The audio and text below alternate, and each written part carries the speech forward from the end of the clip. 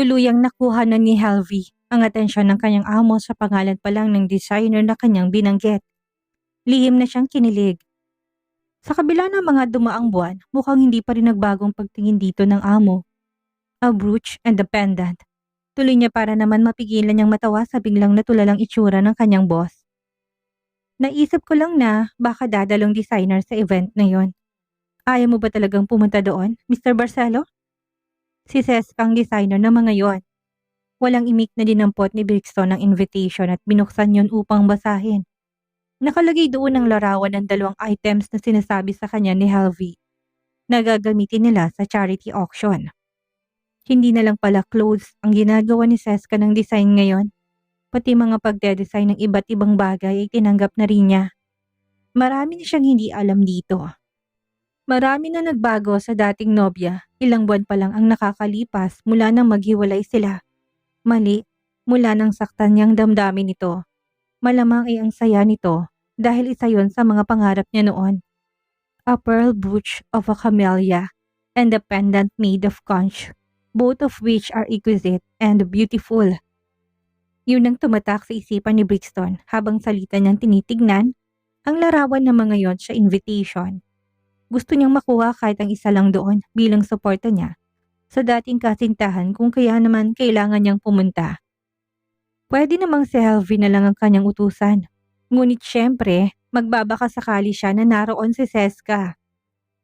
Muli pa itong makita niya, nilingon niya na si Helvie at saka maligayang ngumiti. Biglang nagbagong mood niya, na-memorize na ng secretary. Sabihin mo kay Piper na pupunta ako sa event. Bigla niyang desisyon na kung kanina ay ayaw niya lang yung basahin. Makahulugan ng initian na niya ang sekretary at marahang tumango. Kilalang kilala niya na talagang amo pagdating sa babaeng designer. Naisip niya iba pa rin talaga ang epekto ng pangalan ng dati nitong nobya na malamang ay mahal pa. Nangihinaya nga siya sa kanilang love story na dalawa. Kung walang hadlang bagay na bagay ang babae sa amo niya. Noted sir, makakarating po sa kanya ang kaagad ng desisyon niyo. Pagkasabi noon ay lumabas na si Helvie at naiwan si Brixton sa loob ng office na bahagyang natulala habang napahagod ng mga daliri sa kanyang baba. Pupunta nga kaya doon si Seska? Malamang kasama nito si Benedict. Ano naman, ang mahalaga nagkaroon siya ng pagkakataon na muling makita ang dating nobya sa malapitan. Kukunin niya itong pagkakataon na minsan lang itong kumatok. Marapat bang pasalamatan niya si Piper dahil itong naging daan niya? Bago umuwi ng araw na yon pagkatapos ng trabaho, ay tinawagan niya si Piper. See you at the event tomorrow, Piper. Thanks sa invitation. Bago pa makapagsalita si Piper, sa kabilang linya ay kagad niya ng pinatay ang tawag. Yun lang yun? Hindi man niya lang sinabi kung susunduin niya ba ako? Hindi ba dapat susunduin niya ako kung talagang thankful siya? Inimbitahan ko siyang pumunta doon. Simangot ni Piper na sa sandaling yon ay nagpapaayos ng kuko. Well, kung ayaw niya, edi ako na lang ang gagawa. Turan pa ng babae upang wag nang tuluyang masirang araw niya. Umuwi na muna si Brixton sa villa para magpalit ng 3-piece handmade suit nang sumapit ang araw ng auction. Madalian pa niyang pinagawa yon na kagad namang nagawa ng paraan ng kanyang secretary. Gusto niyang maging maayos ang kanyang itsura sa paningin ni Seska. Yun ang unang beses na magkikita sila pagkaraan ng ilang buwan. Nag-spray pa siya ng maraming pabango para kahit sa malayo ay maamoy siya ng dating nobya. Saka para malaman na naroon siya. Are you ready? Ahon na ni Piper sa sofa matapos na ibabang hawak na baso ng juice. Naidinulot ng maid sa kanya. Hindi na si Brixton nagtaka nang paglabas niya ng salay makita niyang fiancé na si Piper. Hinihintay siya. Malinaw ng pagkakasabi niya sa tawag na sa venue na sila magkita. Ngunit ano pa bang magagawa doon ang binata? Taliwas sa huli nilang pagkikita, nagalit ito ang kanyang itsura. Ngayon kumakangiting babae parang walang nangyari sa kanilang away noong Pasko. Yung tipong parang napatawad na siya at hindi niya na kailangan pang mag-effort dito. Dumaan na ako dito para sabay na tayong pumunta sa venue. Umikot pa si Piper upang hingi ng opinion ni Brixton sa suot niyang damit. She looked elegant and generous in a white dress. May partner yun ng ilang inch ng heels na mas nagpaganda pa sa hubog ng babae. Abot ang ngiti niya habang naghihintay ng papuri ng fiancé niya, ngunit mukhang mabibigo yata siya na marinig yon sa bibig ni Natalio. How was it? Bagay ba sa akin? Wala ka man lang bang konting papuri dyan sa suot ko? Hindi siya pinansin ni Brixton na nauna ng humakbang palabas ng pinto. Brixton! Hintayin mo ko! Habol niya matapos ay yumukod sa maid bilang pasasalamat niya sa pagtanggap kanina. Sumunod na kagad sa kanya si Piper na nakangiti pa rin kahit nararamdaman nito na ayaw sa kanya ni Brixton naroon siya. Daangal lang din na kailangan niya ito ng kasama niya dahil sa public places yon. At ang daddy niya mismong nagbigay ng invitation. Kung hindi paniguradong si Skylar ang pipiliing isama niya kaysa kay Brixton sa event na yon. Kung yun ang gagawin niya, paniguradong makakarating yun sa ama kaya wala siyang choice kundi ang pagtiyagaan ang lalaking pinili nila para sa kanya. Kung tutuusin, pwede naman siyang bumoses kaya lang masyado na yung late. Mapapahiya ng buong nilang pamilya at siyak na mababadshot din siya sa kanyang ama na ibinigay ang lahat ng naisi niya. Kailangan niya ring i-push si Brixton na matrigger at kusang gumawa na to ng hakbang sa kanila. I hope you don't mind. Buntot pa rin ni Piper kay Brixton na pilit hinahabol ang malalaki nitong mga hakbang papalabas. Kinakamusta ka nga pala ni Daddy. Baka raw pwede mo siyang pagbigyan minsan na mag-dinner ka sa amin. Patuloy ni Piper na kinuha ng pagkakataon ito upang masabi ang pinapasabi ng kanyang ama sa fiancé niya. What do you think? Bago makasakay ng sasakyan ay muling hinarap ni Brixton ang babae. Naririndi siya sa boses ito at nakukulitan na rin siya. Kahit nakakakita lang naman nila ulit. Natigilan naman si Piper sa paglalakad ng makitang gawin na yon ng lalaki. Hindi ka ba napapagod na magpanggap, Piper? Come on, be yourself. Walang ibang makakakita. Wala ang parents ko. Napawi na mga ngiti sa labi ni Piper. Hindi pa nga sila nakakaalis, pinapainit na kagad itong ulo niya. Na isa sa iniiwasan niyang mangyarit baka sumpungin siya ng kasamaan ng kanyang ugali. She's just being friendly and of course generous towards him. Dapat pala, hindi niya na lang ito sinundo sa kanila. Hindi kasi nito nakikita ang effort niya. Gusto lang naman niya na dumating sa event na kasama si Brixton. Siyempre, matatanungan naman siya kung nasa ng hilaw na fiancé niya. At kung kasama niya ito, malamang hindi niya kailangan na sumagot pa. Hindi naman niya magawang suwayin ng mga magulang na kapag tinatanong niya kung anong dahilan at gustong-gusto ng dad niya na maging in-law sila, nililis nitong usapan nila. Si Brixton din ang hinihintay niya na gumawa ng paraan upang maghiwalay sila nang sa ganun ay walang maging palag ang kanyang pamilya. Kung siyang gagawa, tsak na magkakaroon sila ng gyera. Siya ang sisisihin nila. Unlike kapag ang lalaki dahil tsak na sa kanyang lahat ng buhos ng sisi ng both parties. Anong ibig mo sabihin, Brixton? Maang-maangan ni Piper kahit natagos ng inis niya sa kalamnan niya. Hindi mo ko kailangan sunduin dito, Piper. I can go there. Nanigurado lang naman ako na pupunta ka at hindi ako solong dadalo ng charity auction na yon.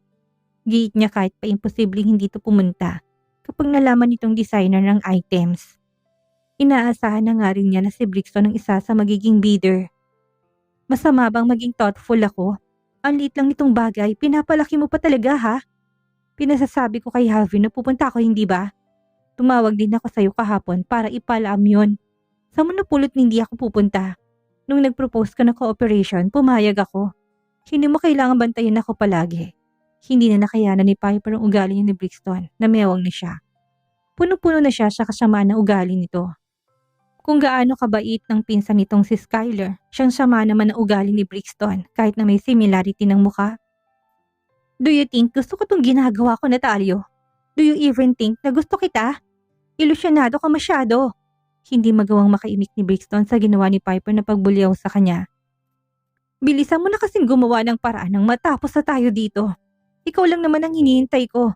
Hindi lahat ng babae magugustuhan ka. Narinig mo? Oo, gwapo ka, pero yung ugali mo pang kupal. Tingin mo patay na patay ako sa'yo? Hello? Sa ganda kong ito, magpapakamartir ako sa'yo. Diyan ka na nga, nakakainig ka na ng ulo.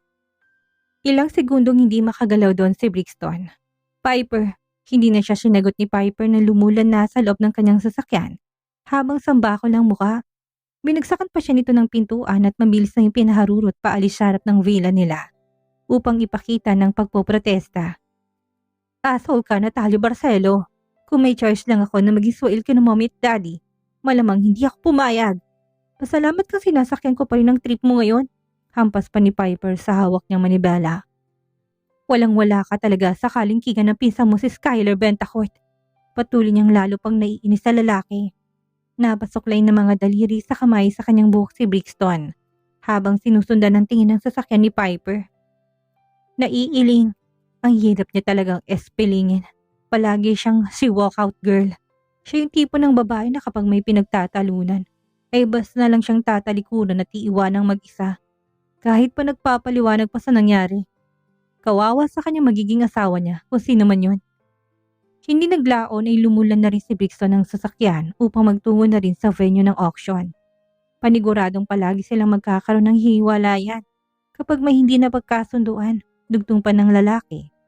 Napilitan siyang maging sweet kay Piper pagdating sa lugar kahit na panay ang irap nito sa kanya at wala sa mood makipag-usap. Tahimik lang silang magkatabing nakaupo, palinga-linga ng mga mata ni Brixton. Pilit yung tinatalasan upang hanapin ang kahit na anino ni Seska sa lugar. Gusto niya lang itong makita. Maraming mga tao doon, ano pa bang kanyang inaasahan? Charity event, ibig sabihin ay para yun sa mga taong mayaman na may mabuting puso. Taon-taon yung dinadaos at ilan sa mga mayayamang pamilya ay nagpepresenta ng maging host ng naturang event kung kaya naman hindi na yun bago sa pandinig ni Brixton. Ngayon lang din siya personal na makaka-attend dito. Nang umingay ang paligid ay napaayos na siya ng upo dahil natanaw niya na sa may pintuan ang bulto ng babaeng kanyang hinahanap mula nang dumating siya sa nasabing event. Gaya ng inaasahan, kasama nito si Benedict. Dumapo na kagad ang mga mata niya sa isang kamay ni Seska na prenting nakaangkla sa braso ng lalaki. Parang sanay na, hindi naman yun nakalagpas sa paningin ni Piper na may kung anong kalokohang lumitaw sa kanyang balintataw upang makabawi sa ginawa ni Brixton sa kanya kanina. Masama na kagad ang tingin ni Brixton sa kanya, puno ng pagbabanta. Ano ginagawa mo, Piper? May hinang angil pa ni Brixton sa kanya nang pasimpleng sinandal nito ang ulo sa kanyang balikat. Niyakap pa nito gamit ang isang kamay ang leg ni Brixton at saka hinalikan ng pisngi. Pwede bang lumayo ka? Mapaglarong mga matang umisi si Piper. Hinahamon si Brixton kung ano makakaya nitong gawin sa kanya dito. Sige nga, itulak mo ko palayo sa'yo. Tingnan natin kung hindi ka maging laman ng trending online. Alam ni Piper na hindi gagawin niya ni Brixton. Dahil bukod sa maraming tao ay may mga media rin dito. Jack na makukunan sila ng larawan o may makakapuna sa trato nito sa kanya. Alam nilang engaged sila, so wala itong lusot doon. Get off your hands, Piper. Mahina ngunit madiin na sabi pa rin ni Brixton na pilit iniiwas sa mga mata sa babae. Paano kung ayaw ko? Anong gagawin mo? Gagawa ka ng iskandalo? Ikaw din ang mapiperwisyo noon at hindi ako. Tatanggalin mo o persahan kung aalisin. Walang pakialam na banta ulit ni Brixton na buhol ng mga kilay sa kanya. Halatang hindi na nagugustuhan ang ginagawa ni Piper sa kanyang katawan ngayon doon. Sa halip na sundin itong kanyang hiling, dahil sa kanyang pagbabantay taliwas doon ang ginawa ni Piper.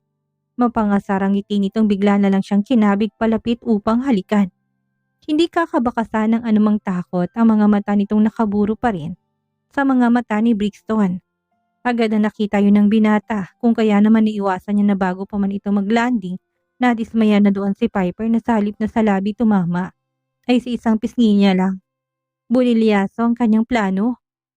Napatayo na si Brixton sa kanyang upuan ng mukhang planong mag-walk out dahil sa kalokohan ni Piper. Hindi niya maaatim ang manatili pa sa kinauupuan, ngunit muli siyang napaupo nang makita niyang palapit na sa pwesto nila ang bulto ni Seska at Benedict. Bigla na siya doong nagpanik. Lalapitan ba siya ng dalawa? Bakit? Nakita kaya ni Seska ang ginawa ni Piper sa kanya kanina? Bakit pa siya nag-aalala? Tapos na naman sila. Calm down, Natalio. Baka malapit ng saro na to ang upuan nila. Seska was wearing smoky gray dress. The upper body was the kind with a large opening, revealing her small neck. Leg nitong kinabaliwan ni Brixton ng sobra. Hapit na hapit sa kanyang katawan ng damit kung kaya na mas nadipin na pa ang magandang katawan nito na parang sa isang modelo. Her black hair was lightly tied up with a magnolia pin on it. Sa paningin ni Brixton ay mas gumanda yata ito, lalo na kung mas tititigan sa malapitan. Nagwala ng kanyang puso na parang sasabog anumang oras nang dahil siya ka ba. Ganitong-ganito pa rin ang epekto ng babae sa kanya. Natalyo, shut your mouth, Piper. Ayoko marinig ang boses mo. Mahina niyang angin mula na umayos na ng upo. Mas kabado na doon, niluwagan niya ng suot niyang necktie. Kahit na hindi naman yun mahigpit. Para na siyang sinasakal nito. Pinagala ni Brixton ang mga mata, dahan-dahan nang hindi naging obvious na tinitingnan niyang bulto nila. Gusto niyang makita kung saan ang upuan nilang dalawa. Wala naman siyang planong lapitan sila. Wala nga ba? Hindi niya alam. Seska, our seats are over there. Narinig ni Brixton na sabi ni Benedict. Nagpanggap siya na walang pakialam. Ngunit sa totoo lang ay grabe ng kalabog ng puso niya. Dumoble yun. Mali, naging triple nang maramdaman niya kanina. Parang may mabangis na hayop na nagwala sa loob ng kanyang dibdib nang mahagip ng gilid ng paningin niyang pagpasok ng dalawa sa kanilang row. Hindi niya na napigilan ang sarili. Nilingon niya ng mga to na pasalamat siyang hindi nakatingin sa banda nila. Napaiwas na si Brixton ng tingin na mag-angat ang mukha si Seska upang tingnan ang kanilang upuan na nasa row nga nila. Bandang unahan yun at malapit lang sa stage. Napakurap na siya na makitang katabi pa yun ni Brixton na kagad niyang nakilala sa isang sulya pa lang sa may banda ng kanilang upuan. Sa mga sandaling yon, parang ayaw niya nang maupo. Mas gugustuhin niya na lang na tumayo kaysa maupo na lang. Ilang dangkal lang ang layo sa lalaking kinamumuhian siya. What's wrong? Tanong ni Benedict na makitang alumpihit na humakbang si Seska. Papasok sa row na yon nang makaupo na silang dalawa. Doon pa lang napansin ni Sina Brixton at ang kanyang fiancé na nasa row at kalapit pa nila. Oh, what a coincidence. Narito pala sila. Naibulong na ni Benedict na alam na kaagad ang assignment sa presensya ni Brixton.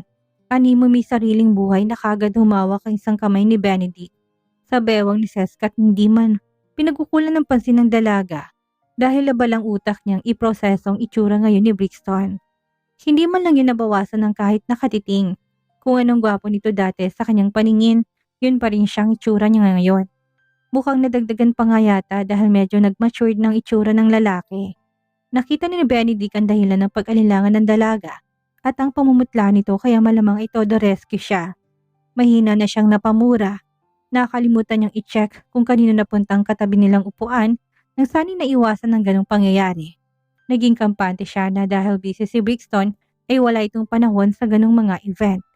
Isang pagkakamali niya ito na kailangan niyang ihingi ng paumanhin kay Seska. Malamang ay mabubuhay ang trauma nito. Sorry Seska, hindi ko sinigurado na magiging okay ang lahat sa pag-attend natin ng event na ito. Malamang kung natunugan niya na nandoon si Natalio Barcelo. Ginawa niya ng lahat upang pigilan si Seskang pumunta. Pinagbigyan niya ng babae dahil nakikita niyang sinusubukan itong baguhin ang sarili niya.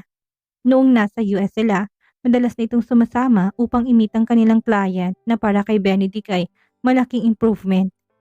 It's okay, Benedict. Matatag ang boses na sagot ni Seska sa kanya.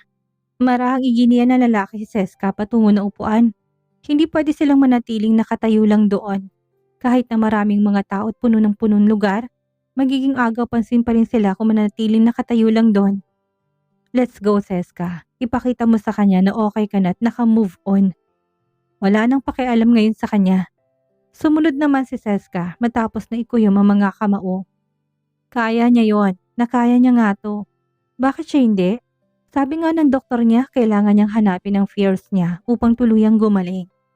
Sa una mahirap at masakit ngunit kapag kanya na yung nakasanayan, makakadevelop siya ng confidence. Gusto din niyang ipakita kay Brixton na baliwala na lang siya sa kanya. Kung anong ipinapakita nito sa kanya ay gagawin niya. Walang mali siyang nginitian ni Benedict si Brixton na nakatitig na sa kamay niya sa bewang ni Seska nang makalapit na sila sa upuan. Sa diin ng tingin parang nais yung tanggalin, tumikwas ang gilid ng labi ni Benedict na sinadya niyang ipakita kay Brixton nang gagalaitin na doon. Long time no see, Mr. Barcelo. Upo ni Benedict sa tabi ni Brixton na dapat ay upuan ni Seska yon. Ngunit siya nang naupo. There's no way that he would allow Seska to sit beside him. Pagkatapos ng lahat ng ginawa nito sa dalaga noon. Have a seat, Miss Navarro. Casual at formal na kausap ni Benedict kay Seska na kagad naman siyang sinunod sa gusto.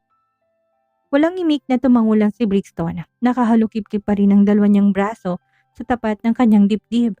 Binalingan ni Benedict si Piper na malapad ang ngiting kumuway sa kanya. Kilala nilang bawat isa dahil silang nag-usap noong mag-order siya ng design ng wedding dress kay Seska. Ilang beses yung inapila ni Piper at dahil nakulitan si Benedict, kinausap niya si Seska na payagan yun. Hayaan na dahil mukhang hindi din siya nito titigilan kung tatanggihan niya.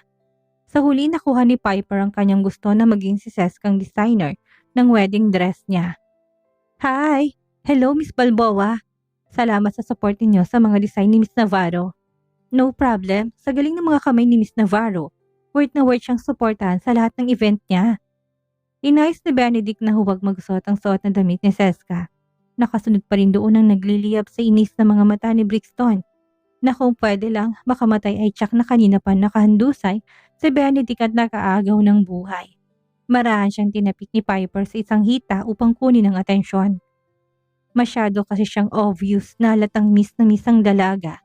Hindi pa rin siya pinansin ni Brixton na ayaw tanggalin ang mga tingin kay Seska. Gusto niyang magtamang kanilang mga mata. Ngunit imposible yon dahil sa pakiramdam niya parang hindi rin siya nito nakikita. Natalyo. Muling kuha ni Piper ng kanyang atensyon. Pinilit pa nitong hawakan ang isa niyang braso na kaagad binawi. Gusto mo bang mabali ang leeg mo? Sa unahan ka tumingin. Wala sa kaliwang mga items para sa magiging bidding. Sakala nagbawi ng paningin si Brixton na makita niyang inakbayan ni Benedict si Seska.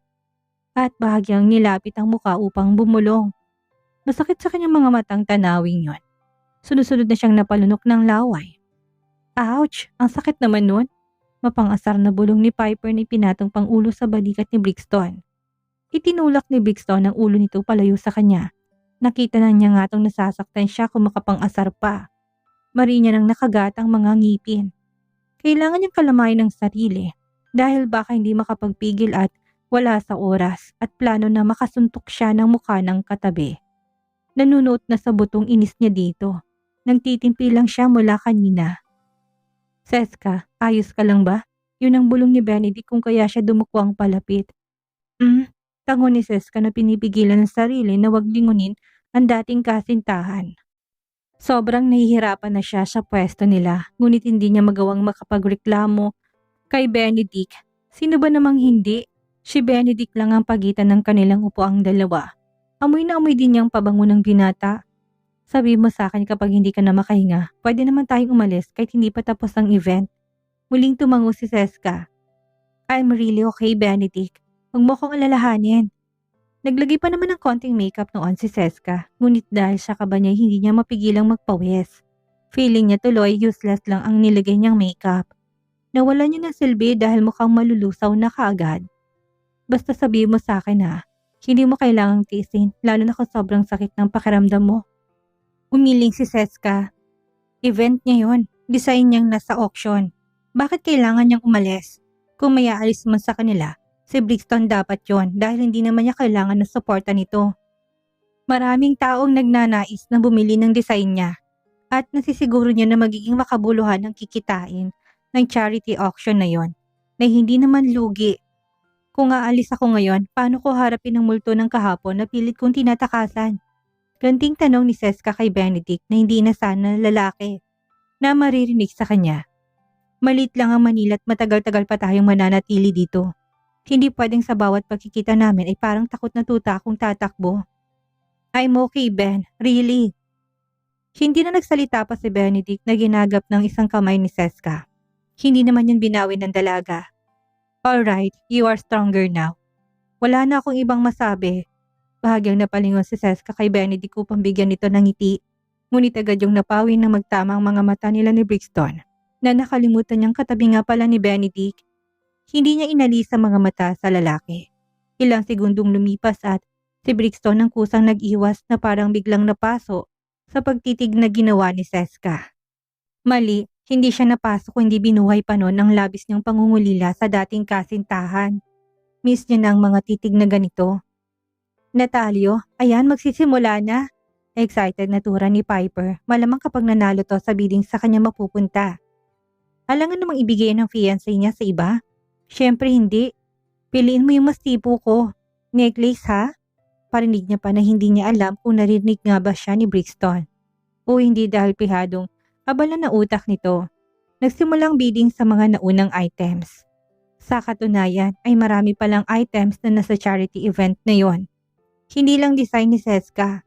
May ibang mga designs din na international at local na mga designer.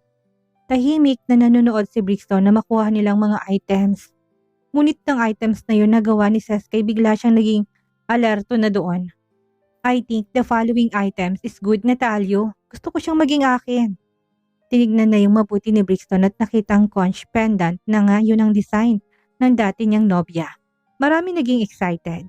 Hindi lang siya, hindi lang si Piper at hindi lang si Benedict na plano siyang kumuha noon para ibigay kay Seska upang maging regalo niya. Gusto niyang maging pag-aari ng dalagang ginawa niyang design nito. Then Bill, oh, it's Miss Navarro, design na Talyo. Excited na tura ni Piper na pilit ginagalit na naman ang tahimik na si Brixton. Sinadya pang lakasan ang boses upang mas galitin ang fiancé niyang katabi. Don't you want to get it? Ipaglaban mo kahit na anong halaga pang katumbas nito. It's your time to prove yourself. Get it. Own it. Malakas na panunulsul pa ni Piper na hindi nakaligtas sa pandidig ni Benedict at Seska na katabi nila. Iba ng kahulugan ng mga salitang yon sa kanilang dalawa. May pinaguhugutan ng malalim.